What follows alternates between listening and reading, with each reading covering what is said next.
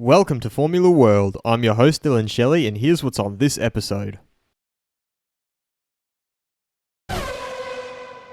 First up on Formula World, Max is earning more than Ricciardo. Red Bull's Max Verstappen is seen by many as one of the brightest stars in F1 and a probable future world champion. Many F1 experts have suggested that Red Bull were paying top dollar to ensure that he isn't lured away by any other team.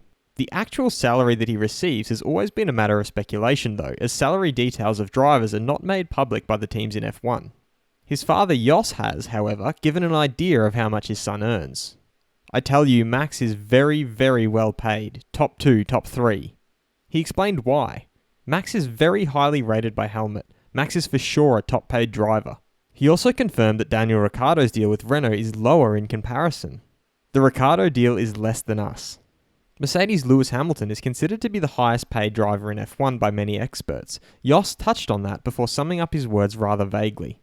I don't know how much Lewis gets, I can only tell you that we've done well. F1's Huge Opportunity. While the topic of a lower budget cap rages on in F1, Formula E chairman Alejandro Agag has suggested that the budget cap needs to be even more radical. He began by explaining how the current situation offers the perfect opportunity to implement something like that. In general, this could be an opportunity for motorsport, especially for Formula 1. It could be a huge opportunity to restructure the entire model. I'm hearing about budget caps of $125 million and that sort of thing. Then why not have a cost cap of $75 million and make everyone really profitable? He spoke about the Concord Agreement and why it is great that it hasn't been signed yet. Perhaps it is a good thing the Concord Agreement has not yet been signed, because it contained great many things that were kind of a burden for Formula 1. Some teams earn so much and some teams so little. Perhaps there is now an opportunity to completely change the entire system. If many people don't realise that the world will be different after the coronavirus, they're making a big mistake. The opportunity is there now, but you have to take it. Fast feed.